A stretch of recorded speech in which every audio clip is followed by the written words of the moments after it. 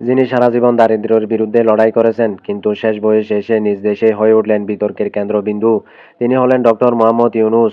বিশ্বের কাছে তিনি অর্থনীতির জন্য নোবেল পুরস্কার পেলেও কিন্তু বাংলাদেশের রাজনীতিতে তার নামটি উচ্চারিত হলেই জন্ম নেয় তীব্র বিরোধ, সন্দেহ আর সংঘাত।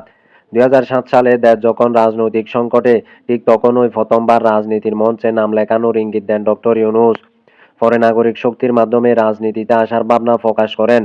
অনেকে স্বপ্ন দেখেছিলেন নতুন ধারার রাজনীতির, আবার অনেকেই এটিকে ক্ষমতার নতুন খেলার শুরু হিসেবে দেখেছিলেন।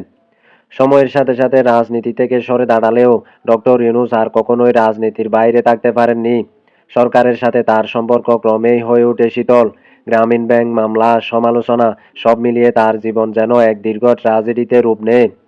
২০২৪ সালের ৫ই আগস্ট রাজনৈতিক অস্থিরতার এক সংকটময় মুহূর্তে ডক্টর মোহাম্মদ ইউনূসের নাম উঠে আসে অন্তর্বর্তীকালীন সরকারের প্রধান উপদেষ্টা হিসেবে। একজন রাজনীতিবিদ না হয়েও তিনি হয়ে ওঠেন রাষ্ট্র পরিচালনার গুরুত্বপূর্ণ মুখ। সমর্থকদের চোখে তিনি ন্যায় বিচারের প্রতীক হলেও সমালোচকদের কাছে তিনি বিদেশি প্রভাবের প্রতিচ্ছবি। এই দ্বন্দ্বের মাঝেই ডক্টর ইউনূসের রাজনৈতিক জীবন রয়ে গেছে এক অনিশ্চিত অধ্যায় হিসেবে।